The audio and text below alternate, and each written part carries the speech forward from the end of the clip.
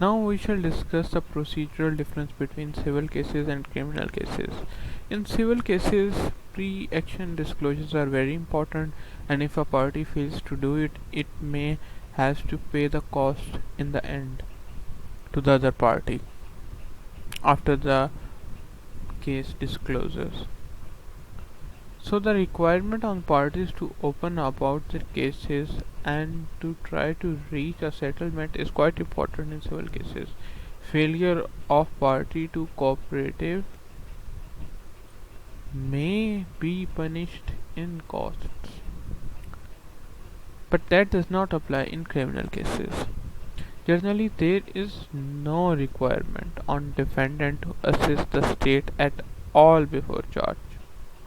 The defendant generally cannot be punished for saying nothing, though it may have evidential consequences against the defense. The other difference is the failure to defend. In civil cases, if you have failed to defend yourself or file a defense, it means that there is no need for trial and court can give judgment against you right away. If the defense do not file a defense or file an inadequate one, the claimant can apply for judgment in default or summary judgment. This does not apply to the criminal case. Generally, if the defendant remains silent in the face of accusation, the prosecution must prove its case by calling evidence in the trial. So, in the criminal cases, if you fail to defend yourself, the prosecution still has duty to prove the case against a reasonable doubt against you. Then the difference is related to pre-trial disclosures.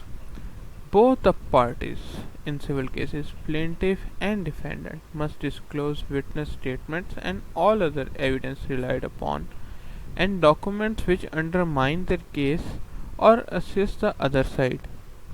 But in criminal cases, the pre-action disclosure are only compulsory on the prosecution. The prosecution must disclose in the criminal cases the witness statements and all other evidence relied upon and documents which undermine their case or assist the defense. But the defense do not have to disclose any of the above, though there is a limited duty of disclosure for the defense, but failure to comply with it may have evidential consequences on the defense.